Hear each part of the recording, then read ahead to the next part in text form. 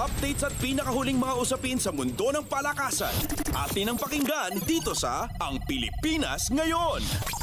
Magandang araw. Narito na po ang sports balita. Lumapit sa isang panalo na lamang ang Token Tex pagkatapos dominahin ang Barangay Ginebra 99-72 sa PBA Governors Cup. Kinuha ng Tropang Giga ang abanse sa serye 3-2 sa Game 5 ng kanilang Best of 7 Finals na ginanap sa Smart Araneta Coliseum. Naging balanse ang atake ng Tropang Giga kung saan 5 players ang nakagawa ng double figures sa pangunguna ni na Ronde Hollis Jefferson at Roger Pogoy na kapwa nakalikom ng 16 na puntos habang nakagawa pa ng 10 rebounds, 3 assists at 1 tapal ang TNT import. Nagambag naman si Calvin Oftana ng 15 puntos, 8 rebounds at 2 assists habang nagtapos ng may 11 at 10 puntos si Kelly Williams at Jason Castro ayon sa pagkakasunod. Samantala, naging malamya ang performance ni Gin King resident import Justin Brownlee kung saan nakagawa lamang ito ng 8 puntos. Nanguna naman sa panig ng Ginebra sina Scotty Thompson at L.A. Tenorio na kapwa nakagawa ng 13 puntos habang nagtapos ng may 10 puntos si Stephen Holt. Susubukan ng tapusin ng Tropang Giga ang serye at angkinin ang Corona sa Game 6 ng Finals na gaganapin itong darating na Biyernes sa kaparehong venue. Updates at pinakahuling mga usapin sa mundo ng palakasan. Atin ang pakinggan dito sa Ang Pilipinas Ngayon. Lumiyab sina Cyrus Cuenco at Clint Escamis sa second half para sa Mapua University at kunin ang panalo laban sa University of Perpetual Help System Delta sa NCAA Season 100 Men's Basketball Tournament. Nakagawa ng pinagsamang 9 na 3-pointers ang tambalang veterano para sa Cardinals para maging solido ang kanilang kapit sa twice-to-beat bonus kung saan napaganda nila ang kanilang record sa 12-3 sa likuran ng 6 na sunod-sunod na panalo. Sa kabilang panig, bumagsak ang Altas sa 6-10 at malapit nang matanggal sa kompetisyon.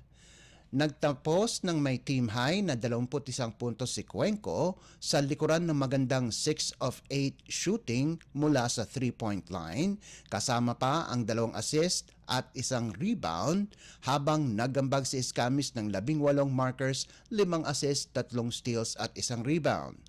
Nanguna naman si JP Boral para sa Altas sa nagawa nitong 14 na puntos, 4 na rebounds at 1 assist, habang nakalikom si Christian Pagaran ng 13 markers, 5 boards at 1 assist para sa ikalawang sunod-sunod na talo ng Altas. Updates at pinakahuling mga usapin sa mundo ng palakasan. Atin ang pakinggan dito sa Ang Pilipinas Ngayon. Maganda ang ipinamalas ni Louie Ramirez sa kanyang pagbabalik aksyon pagkaraang hindi makapaglaro ng unang 2 laban ng Signal sa 2024 Spikers Turf Invitational Conference Men's Basketball Tournament dahil sa shoulder injury.